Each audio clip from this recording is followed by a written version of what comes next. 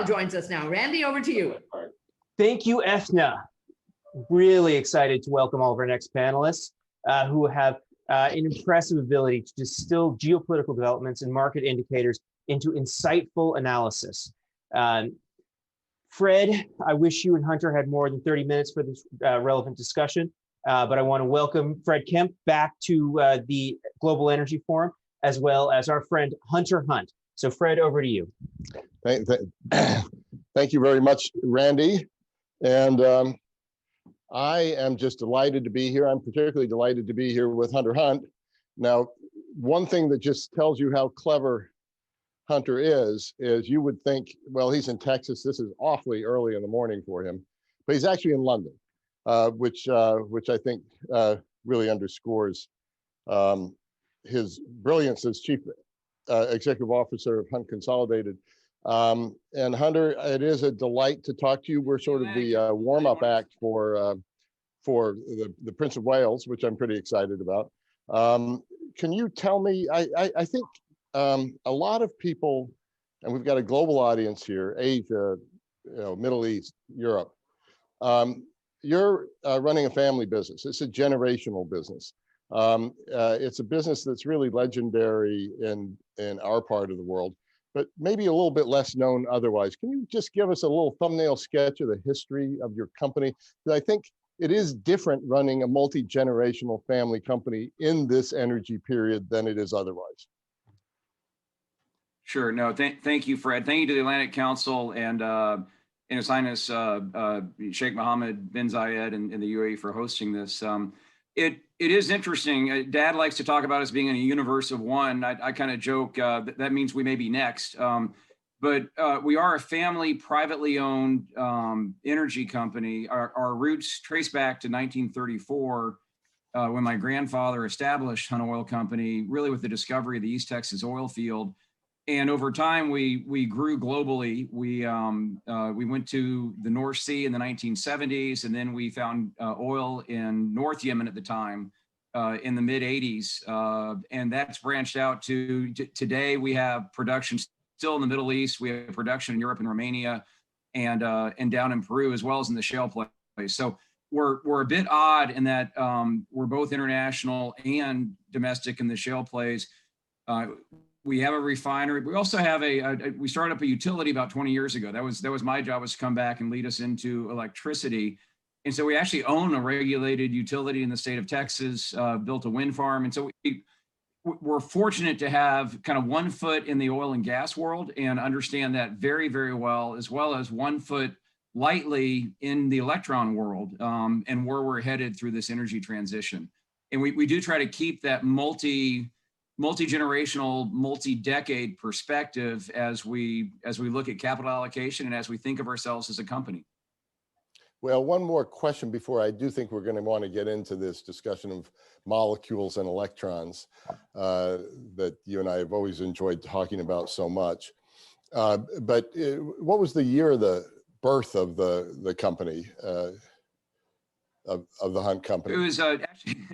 The beautiful thing about being private, we talk about this a lot, is December 18th, 1934. And actually, if you come to our headquarters in Dallas, our corporate cafeteria is on the top floor of our building. It actually has the best view out of the whole building. We actually have the sky per National Geographic of what the stars looked like in Dallas, Texas, back on December 18th, 1934, if you'd looked up at 10 o'clock at night. And we do that to remind everybody who works there just of the heritage and the lineage of the company, the long-term thinking, but also it's a little bit of a challenge to make sure that as long as we have stayed in business now, 86 years, what do we need to do to stay that nimble for the next 86? Yeah, 86 years in business, that's quite something. So I would imagine that your father and others have seen a few things, whether or not they were called energy transitions, that's what they were. So talk about this one. I know you prefer the word adaptation, energy adaptation to energy transition. Can you talk us through why you prefer that term and how as a company you're approaching that? Sure. Well, it was actually, in fact, one of your other panelists earlier in the week, Dan Jurgen, said this about a year ago, and it really hit me that he said, you know, we may be seeing less of an energy transition than an addition or an adaptation. And again, one of your, you had a speaker from Equinor, Thomas Waite, who actually had a graph that I talk about all the time. We're lousy as humanity at leaving energy forms. And so, you know, we clearly are in the midst of a lot of focus on reducing our carbon footprint. And as part of that comes renewables, batteries, hydrogen, everything that we've been talking about this week. And yet historically, even as we moved away from wood and biomass, we actually use more wood and biomass today than we did in the past. You know, we're using more coal than we have in the past, even as we're moving away from that. And, you know, the reason why is we keep adding people and we keep having economic development. And so, you know, there's clearly a transition going on in terms of what's the fuel at the margin. And I think more importantly, what is humanity demanding? And as an industry, our mindset really does need to be, how do we serve? And so as more and more of the shift is towards renewables for the environment and for the planet, that makes perfect sense. But, you know, there have been a number of speakers who have noted it. And again, Texas is an interesting microcosm for it. While being one of the world leaders in renewable generation right now, you know, we're still the fourth or fifth largest oil producing, if we were a country in the world. And, you know, and we're now an LNG exporter. So the transition out of hydrocarbons will occur, but it's going to take, in our opinion, far, far longer than what a lot of people are expecting today. And that's why we're focused more on this adaptation and addition and the volatility that we believe is going to come with it over the coming decade. That's so interesting, Hunter. And there was an interview with Dr. Sultan of Adnoc in the Financial Times where he talks about this a lot, where they're actually acquiring and doing more unearthing of fossil fuels, and they see that market as being a pretty good market for a long time to come into the future. How are you looking at that in terms of your own energy mix in your company? What percentage is what percentage is the other? And as you said, you are a strong believer in letting customers choose how they want to fuel their lifestyle. How are they choosing? Yeah, no, it's a great question. So, you know, with Hunt, we are first and foremost an oil company and have been for quite some time. And it's by far the dominant activity that we're engaged with. And again, that will continue. The nature of it's changed over time. At various times in our history, we've been 100% domestic. We've been heavily weighted international. We've been balanced. You know, we've been heavily oil at points in times and heavily natural gas production at other times. So, you know, we have tended to morph and evolve as the industry and as demand has morphed and evolved. But hydrocarbons are a big part of our business and will continue to do so. You know, as we look forward now, you know, we've been looking at wind and solar and batteries and have tried to ask ourselves the question, you know, why us? What do we bring to the table as Hunt that's different from other companies? Because if we can't answer that question, we ought to scratch our heads and say, is that an activity we really want to get involved with? And so, you know, we're a bit of a barbell right now of sorts. We have a regulated utility in the state of Texas that was actually created back in the year 2000 is when we energized it. And we expanded that into both the Permian Basin as well as into the panhandle of Texas where all the wind was. And so during most of last decade, we actually we watched the rise of the Permian through electric demand on our transmission and distribution utility. While at the same time, you know, we built just 300 miles of transmission wires into far north Texas that, you know, today has over 4 gigawatts of wind on it. And so we've kind of chosen in the States to take a technology agnostic approach to renewables, but have played it more to date through the infrastructure side.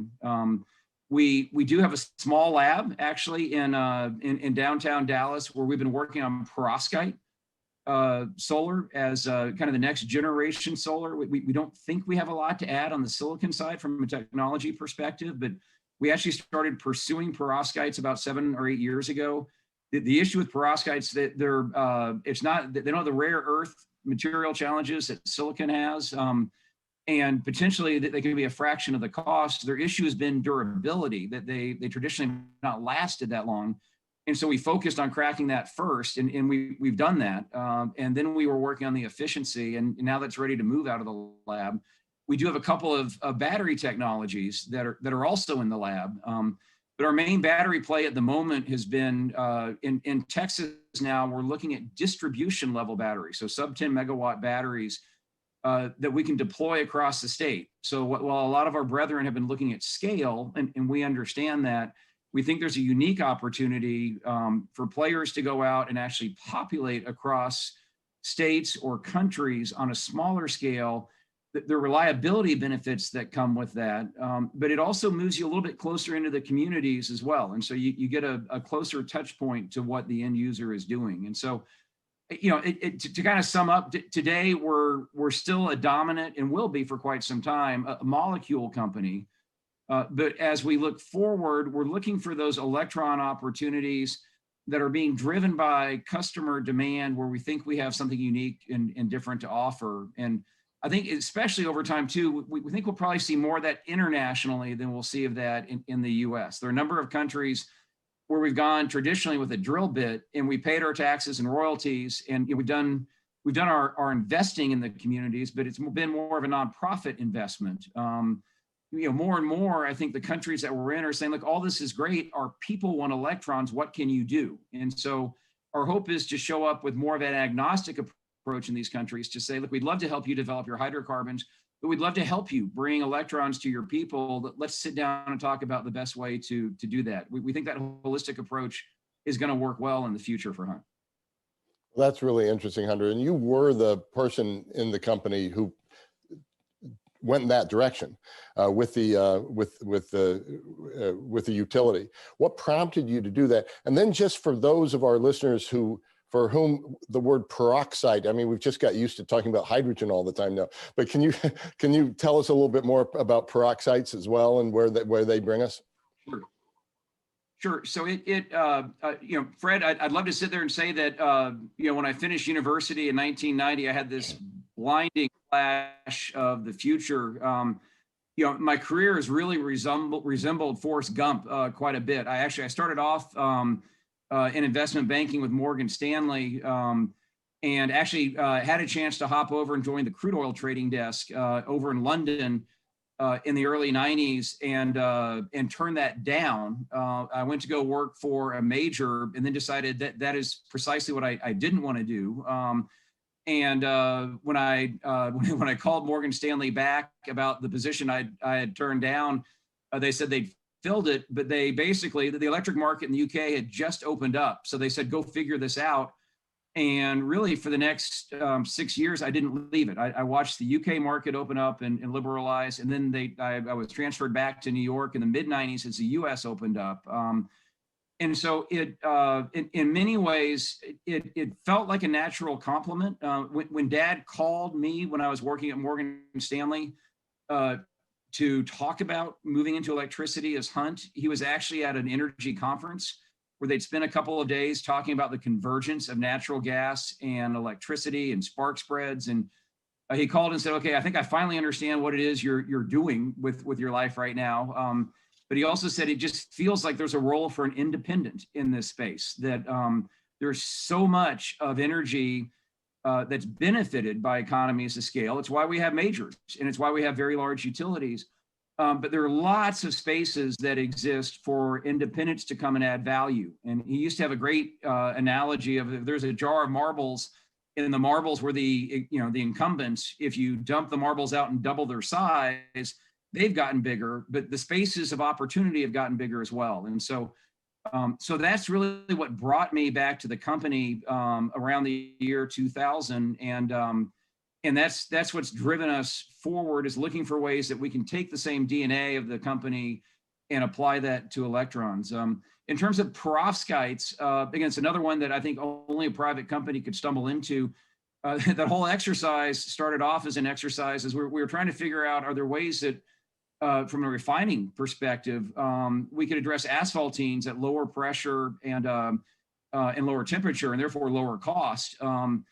And in our researching of that, we stumbled across an expert in asphaltenes who was at the University of Texas at El Paso, and that didn't pan out. But in the process of that, we were testing the idea of, I wonder if you could actually use asphaltenes and asphalt as a solar medium. That didn't pan out, but in the process of looking at comparables, we stumbled across perovskites, which basically it's a material that there are no rare elements involved with it. It's a very common material. It's discovered by the Russians in the late 1800s, and again, if it can be done properly, we have a solutions-based approach. So we don't need vapor deposition to actually apply the medium onto a panel to mass produce it. It's something that you could envision in 10 years time, 3D printing. We're a long way from it, but I think that's what excited us was it's a wholly different setup to how you conceive of solar. It makes it far easier to conceive of wearables, whether it's integrated into vests of the U.S. Army, or if you move just to civilians and people. It has spray-on applications. There are a lot of different directions you can take perovskites, and that's what excites us. The challenge is it's early, and we've kind of done what we can in the lab, and we're now actually out knocking on doors of people to partner with to figure out how do we take this to the next level from a manufacturing perspective. So we'll see what kind of occurs over the next 12 to 24 months, but with the Biden administration coming in and with a lot of focus now on ESG, it does feel like there are a lot of tailwinds for new energy technologies that potentially have environmental benefits. Well, thanks for taking us there with that. And first of all, going from perovskites, let's go now to the energy market in the first months of the Biden administration. And that, of course, is we're coming off, we're still within COVID-19. Where do you see the prices going, and how does that affect your business? Where do you have to have a price to have a business? $40, $50 seems a little bit hard, but what are you thinking? And you've been pretty bearish about natural gas. And so I wonder if you can talk a little bit about that as well. Sure. So just very quickly, we actually, you had a great panel today on 2021, and actually there's much of what was said there. I think there's a coalescing around a lot of thinking that I would say we don't necessarily deviate from in the short term. I think where we may differ a lot from other folks is we really do see a lot of price volatility over the coming decade. And, when we look at oil prices in the oil system, if you take a giant step back, it's a phenomenal creation of humankind that, we had it in February of last year. We'll have it at some point in the first half of next year. There are 100 million barrels a day that were showing up at refineries that have been found, over the years or decades before that were showed up, cracked open into various products, and then delivered to 7.5 billion people on the face of the planet in the manner that they wanted, in the type that they wanted, on time. It is phenomenal. I mean, it puts Amazon to shame as a logistics system, and humanity's never created anything like it. And so we've tended to be very, very bullish on the future of oil. Renewables are clearly coming, and it's a declining cost curve industry. It's almost a truism. Every single year in January, the price of wind, solar, and batteries is going to be less expensive than the previous year. And that's going to be true in 2022. That'll be true in 2023. And so they will eventually win. But they don't have the supply chains, the distribution chains. They have step-up manufacturing challenges, the waste chains. There's so many unanswered questions that we think this is kind of the battle royale out there. And we think that's going to come with a lot of false starts and a lot of price volatility over the coming decade. We would not be surprised to see $100 oil, once or twice between now and 2030. And we absolutely would not be surprised to see sub $35 oil again between now and 2030. And I think all you have to do is just point to what's occurred from the year 2000 to now. That's what we've had actually. And so we see that continuing and potentially accelerating.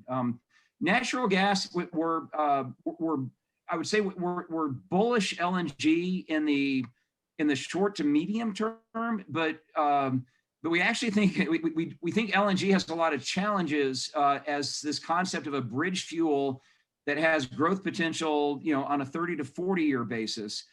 And just very simplistically, our head of technology back in the year 2007 put up a very simple 2x2 grid of is it technology or is it fuel use? Is it stationary or does it support mobility, which was one of the great megatrends of the 20th century, and even with COVID will be one of the great megatrends of the 21st century. And then on the other axis, he put in, does it require new infrastructure or can it utilize existing infrastructure? And then we just simply populated it with everything that was out there. So, oil, wind, natural gas, solar, batteries, ethanol, hydrogen. And the only thing that supports mobility that can utilize existing infrastructure is the internal combustion ecosystem, for lack of a better word. Everything else either required new infrastructure like ethanol, or more importantly, was in the stationary application. And EVs are an exception, but obviously that's a whole different discussion. The reason why we look at wind and think it's challenged is wind, solar, and batteries are coming along quickly. I mean, even the state of Texas that people think about as an oil state, we have a grid that's around 75,000 megawatts of demand at peak. We have 28,000 megawatts of wind installed in the state of Texas. We had an hour this last year where 59% of all power on the grid was coming from wind power. And if people think that that's just a single hour, we've actually had a month, we had March of 2018, where a third of all power was coming from wind. Solar, we have 6,000 megawatts online, but we have 75,000 megawatts that are being studied. So even in an oil state like Texas, the penetration of wind and solar is phenomenal, and batteries are coming along quickly. Those are all stationary, and the growth story for natural gas is primarily stationary in application. So we think gas has a great future knocking out coal, but we think the competition for wind, solar, and batteries competing head on with gas is actually a lot closer than what a lot of the rest of the world thinks. So that's part of the reason, Fred, why we're much more bearish natural gas than a lot of other players in the industry. Not necessarily now or over the next 5 years, but certainly on a 10-year basis, we'll take the under of where most people think natural gas is going to be. We think renewables are going to grab a big chunk of that power generation space. What a fascinating conversation, Hunter. So we've only got 2 minutes left. I did a panel earlier this week with Larry Fink from BlackRock and Khaldun Mubarak from Mubadala. Lots of emphasis on ESG. There's going to be more market force pressure. There's going to be more social pressure. You're a private company. What are the advantages, disadvantages at this time of being a private company? So great question.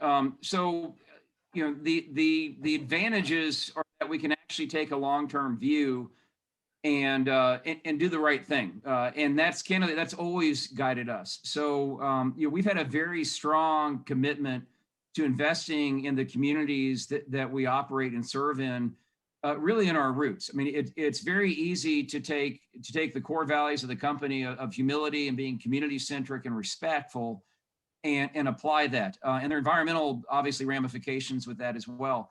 The negatives are that, we've always been at an economies of scale disadvantage, but I'd also say, there's a lot of public company pressure to fit a certain model of what people think is ESG. And some of that is absolutely spot on, but we all know that can fall into a little bit of a check the box mentality on occasion. And we really fight that as much as we can at Hunt. We're big believers in cleaning up the industry. At the end of the day, we're here to serve. The entire industry is here to serve humanity. It's not the other way around. The correlation between energy use and economic development may be high, but the driver of that is people, and people want clean energy, and they want to live in a community they're proud of. We want to meet that head on. And so there are a number of things that are being done in the ESG world with public companies that we're absolutely adhering to. We'd like to think the opportunity for a company like Hunt is to actually take more of a bottom-up approach of hearing what do our communities want and how can we meet the ESG needs from that perspective, as opposed to a top-down approach coming from Wall Street saying, here's the checklist you guys need to meet, how you doing? It's not bad top-down, but we think it's more effective going bottom-up. Hunter Hunt, and the Energy Addition, a wonderful private company, 86 years old, a very global company, a company looking very much in a very clever way at future technologies. Thank you so much for this half hour. And now we're going to be moving on to a live session with His Royal Highness, the Prince of Wales. This is going to be one of the most exciting programs of the forum this year. Hope you'll all stay tuned, and we'll be back in touch with you in not so long, Hunter. We always want to come back to you for your views. Thank you so much.